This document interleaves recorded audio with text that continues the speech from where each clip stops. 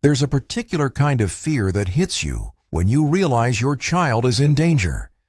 It's not like normal fear. It's deeper, more primal.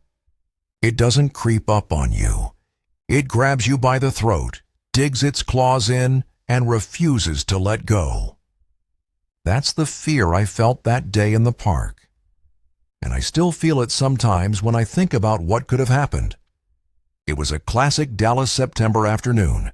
Warm air, the smell of cut grass, and golden leaves scattered across the ground. My 6-year-old son, Ryan, had been looking forward to the park all day. So after school, we stopped by for an hour before heading home. I remember watching him run toward the playground, his little sneakers kicking up dust as he joined the other kids. He was always so full of energy, fearless in that way only kids could be. I sat on a bench nearby, keeping an eye on him while scrolling through my phone. That was the moment I heard it. Someone calling Ryan's name. I barely registered it at first. Kids call each other's names all the time. But then I heard it again. Closer. A deep, unfamiliar voice. "Ryan, buddy, come here." I looked up. A man was crouched near the edge of the playground, using the slide for cover. He was smiling, too wide, too eager. His arms were outstretched, like he was expecting my son to run straight into them. My stomach twisted. I stood up so fast the bench scraped against the pavement. Ryan had stopped running. He was staring at the man, one foot slightly raised, like he was deciding whether to go to him. "Ryan." My voice came out sharper than I intended. My son turned, startled, and I gestured for him to come back to me. He jogged over. The man straightened up, hands slipping into the jeans. His smile faded just slightly, like he hadn't expected to be interrupted. I put a hand on Ryan's shoulder, my pulse hammering. "Do you know that man?" I asked quietly. Ryan shook his head. I didn't take my eyes off the guy. He was still standing there, watching us. "Let's go," I muttered. We walked back to the car, my hand gripping Ryan's a little tighter than usual. I didn't look back. That whole night I felt on edge. My brain wouldn't let it go. The man's outstretched arms, the way he had called my son's name like he knew him. But that wasn't the worst part. The worst part came at bedtime. I was tucking Ryan in when he looked up at me and said, "Daddy, why didn't you let me go talk to my friend?" I froze. "Your friend?" I forced my voice to stay calm. "Yeah, the man from the park." I felt my stomach drop. "Ryan, you said you didn't know him." "I don't really, but we've been talking." A cold sweat prickled at my skin. "Talking?" He nodded again like it was no big deal. "Yeah, the last few days when I play at recess." He stands by the fence and waves at me. "Today, he said we could play together at the park after school." My hands clenched the edge of his blanket. "Ryan," I said, carefully keeping my voice even. "What else has he said to you?" He frowned, thinking. "He asked what games I like.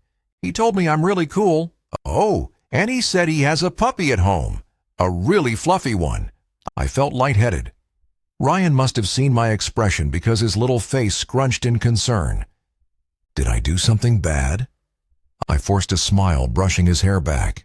"Nobody. You didn't do anything wrong, but someone else had. And I was going to find out who." The next day, I left work early. I wasn't about to let my son go to recess without me watching. I parked a block away from the school and walked over, blending in with the other parents picking up their kids. My heart pounded as I scanned the fence line. And then I saw him, same hoodie, same too wide smile. He was leaning casually against the fence, watching the kids play like he had every right to be there. I gritted my teeth and started walking toward him. He noticed me when I was about 20 feet away. For a split second, his face changed. Then he straightened up and smirked like we were old friends. "Hey there," he said as I got closer. "Something wrong?" I stopped just short of him, my fists clenched. "Yeah," I said. "Why the hell are you talking to my son?" His smirk widened. I just like kids. Nothing wrong with that, is there? I fought the urge to punch him. You stay the hell away from him. He shrugged. He's the one who talks to me. That set me off. I grabbed the front of his hoodie and slammed him against the fence. Listen to me, I growled. If I ever see you near my son again. Pain flared across my ribs. I stumbled back, breath catching. He had a knife, a small one, but sharp enough that I could feel the burn where he'd nicked me. He held it low, close to his side, out of view from anyone else. I'd be real careful, he said. My vision tunneled. Every instinct screamed at me to take him down, but I couldn't risk it. Not with kids nearby. I let go of his hoodie, breathing hard. His smirk was gone. He took a step back. This is your only warning, he said. Then he turned and walked away, disappearing down the street like nothing had happened. I reported him, of course, filed a police report, told the school, did everything I could. But the man was gone. No one else had seen him. No cameras had caught him. The police said they'd keep an eye out, but without a name or a clear threat, there wasn't much they could do. Ryan still talks about him sometimes, like he was just another kid at the playground. I don't tell him the truth. That man had a plan, and I don't think it was the first time he'd tried it. I just thank God I was there to stop him, and I hope and pray that no other kid ever falls for his smile. Being a mother means plenty of sleepless nights. Kids have nightmares. They see shadows. They wake up crying for no reason. You learn to soothe them, tuck them back in, and convince yourself that their fears are nothing more than an overactive imagination. That's exactly what I thought was happening when my 5-year-old daughter, Olivia, started talking about the man in her room. I didn't pay it much attention at first. Children invent imaginary friends all the time. It's part of how they make sense of the world. But Olivia wasn't talking about a friend. She was scared, and by the time I realized she had every reason to be, it was too late. The first thing was barely anything. I was tucking her in one night, smoothing out the covers, when she suddenly grabbed my wrist. "Mommy," she whispered, "can you tell the man to go away?" I looked around, feeling confused. The glow from the nightlight made the shadows shift, but nothing stood out. "What man, sweetheart?" Olivia's little finger pointed toward her closet. "He stands there," she said. "Honey, there's no man in your room. Maybe you had a dream?" She shook her head. "No, he's real." I looked at the closet. The door was shut, just like always.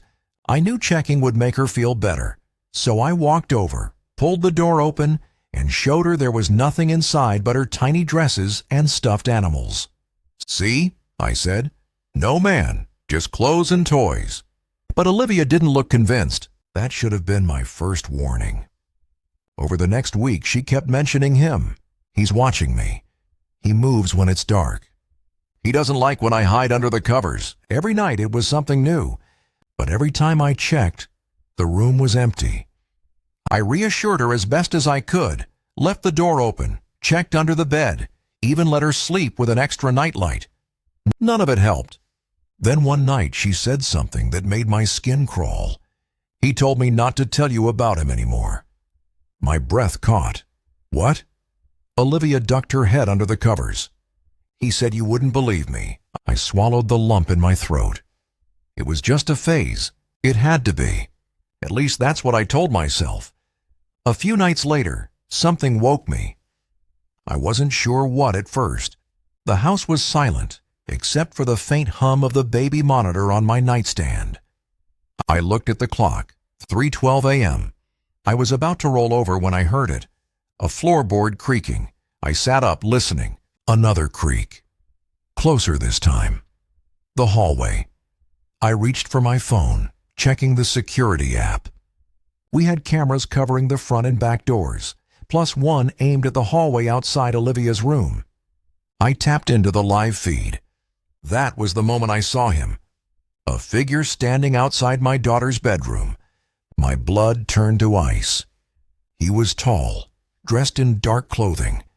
His face was just barely visible in the dim glow from the nightlight in Olivia's room. He was just standing there.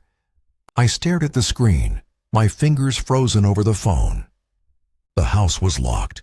The alarm hadn't gone off. How the hell did he get inside? I had to do something. But if I made a noise, if I startled him, what if he went into her room? I grabbed the baseball bat from under my bed and dialed 911 with my other hand. 911, what's your emergency? There's someone inside my house, I whispered. He's outside my daughter's room. I was already moving. I crept out of my bedroom, bat raised. The hallway stretched before me, dimly lit by the glow of the nightlight spilling from Olivia's room. But when I got there, it was empty. I checked Olivia first. She was sound asleep, breathing softly, her stuffed rabbit clutched in one hand. I turned back to the hallway. My hands shook as I checked every door, every closet, even under the dining table. Nothing. By the time the police arrived, I had already checked the locks twice. They did a full sweep of the house. No signs of forced entry. Nothing missing. But when I showed them the security footage, their whole vibe changed. One officer turned to me, voice tight. "You said the alarm never went off?" "Yeah, it was set all night." He looked at his partner. "There's no sign of him coming in." "What does that mean?" The officer hesitated, like he wanted to say something, but held back. "It means whoever he was." He gestured toward the hallway on the screen. "He was already inside the house before you locked up for the night. I don't remember much after that, the stay there. I packed up Olivia and left that night, crashing at my parents' place. The next day, I had every lock changed, even got a motion detector alarm installed in the hallway. Olivia never mentioned the man again. But every night for weeks, I checked the security footage at 3 a.m. I never saw him again, and that should have made me feel safe. But it didn't, because now I always wonder, had he been in our house before that night? Had he been watching us? Had he been inside Olivia's room before? And worst of all, what if he was still there, hiding, waiting for me to stop looking? I've always told my daughter Lily to trust her instincts. If something feels wrong, it probably is. I thought I'd prepared her for the dangers of the world. Strangers, dark parking lots, walking alone at night. But nothing really prepares you for the moment your child tells you they think they're being followed. Nothing prepares you for the way fear grips you when you realize they're right. It started as a passing comment one evening at dinner. "Mom, there's this guy." Lily's fork hovered over her plate. "I think he's been following me after school." "What do you mean?" "I don't know," she said, pushing her food around. "It's just, I keep seeing him. He stands across the street when I walk home. The first time I thought it was just someone waiting for the bus, but he was there the next day. And the day after that, a knot tightened in my stomach." "Have you told anyone?" I asked. She shook her head. "I wasn't sure. He never gets close, just watches. Next time you see him, take a picture," I told her. "And if he's there tomorrow, I'm picking you up." I tried not to show my worry, but that night I barely slept. The next afternoon, I parked a block away from her school, heart pounding as I scanned the sidewalk. Lily walked out with a group of friends, laughing. Normal, carefree. Then, as she reached the crosswalk, her smile faded. Her fingers wrapped around her phone. She took a quick picture, then hurried toward my car. I didn't ask her anything until she was inside, doors locked. "Show me," I said. She pulled up the photo. There across the street was a man standing just beyond the school fence. He was average looking, late 40s, maybe early 50s, wearing a shirt and jeans. But something about him was off. A slow rage built in my chest. "Has he ever followed you past here?" Lily shook her head. "I don't think so." I wasn't convinced. The next morning I dropped her off at school, parked nearby, and waited. and he was there. Same place, same eerie stillness. But this time, I wasn't just going to watch. I stepped out of my car, heart going wild. I wasn't sure what I was going to say, but I knew one thing. I wanted him to see me. To know Lily wasn't alone. I crossed the street, walking straight toward him. He noticed me immediately. For a second, he didn't move, just watched as I approached. Then, without a word, he turned and started walking away. That should have been the end of it, but it wasn't. That weekend, Lily and I went to the mall, just the two of us. A mother-daughter day. I told myself I was being paranoid. Maybe he was just some creep who hung around schools but wouldn't actually do anything. Wandered through shops, got ice cream, laughed about some awful dresses we found. For the first time in days, I felt normal again. And then Lily's face went pale. "Mom," she whispered, her hand gripping my sleeve. I turned to see what she was staring at. There, near the escalator, was the man. He wasn't watching us directly. He was pretending to browse a store window, but his body was angled toward us. My blood ran cold. I grabbed Lily's hand and walked in the opposite direction. I wasn't going to panic, not yet. Maybe it was a coincidence. We ducked into a bookstore, moving between the shelves. I looked behind me. He was there. Not right behind us, but close. Too close. My hand started shaking as I pulled out my phone. I snapped a picture, then did something stupid. I turned around and faced him. His reaction was immediate. He smiled, a slow, knowing smile, like he had been expecting this. I grabbed Lily's arm. "We're leaving." We made our way to the mall security office. I showed them the picture, told them everything. "He's been following my daughter," I said, my voice shaking, "for over a week." The guard picked up a walkie-talkie. "We'll check the cameras. Where did you last see him?" I turned. He was gone. That night, I kept checking the locks, the windows. Lily's room was across the hall from mine. I left my door open, listening for anything unusual. At 2:47 a.m., my phone buzzed. A direct message from an unknown profile. "Nice seeing you today." I felt like I couldn't breathe. My hands trembled as I called the police. They took it seriously for once. An officer came to our house, took a report, told me they'd monitor the area, but he also said what I already knew. Without proof he had threatened us, there wasn't much they could do. The best advice? Change our routines. Stay in public places. Be aware. That wasn't enough for me.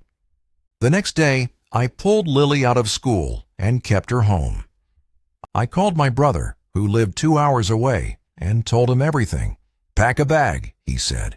"Come stay with us for a while." We left that afternoon. As I backed out of our driveway, I checked the rearview mirror. A car was parked down the street. A man sat inside watching. I didn't stop driving. We stayed with my brother for 2 weeks. In that time, I got the locks changed at home. I installed security cameras. I contacted Lily's school and made sure staff knew to report anything unusual. And the man? He vanished. No more sightings, no more messages. But the fear didn't go away. Even now, months later, I keep telling myself it's in the past. But my body doesn't believe it. I still check behind me because I still don't know if he's waiting for us. Hospitals at night feel different.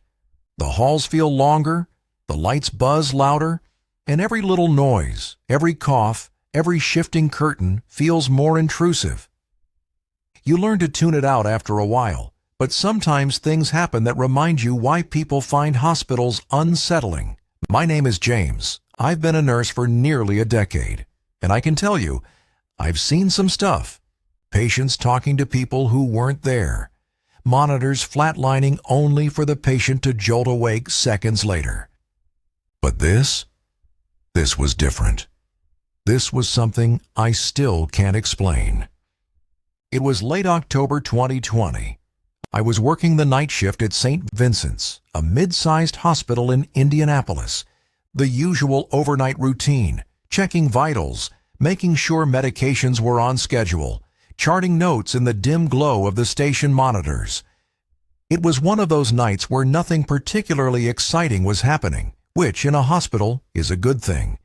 Around 3 a.m., I grabbed my tablet and started making rounds. The air had that stale, sanitized scent that I barely noticed anymore, and the halls were quiet, aside from a monitor beeping here and there and the muffled sound of a TV from one of the patient rooms.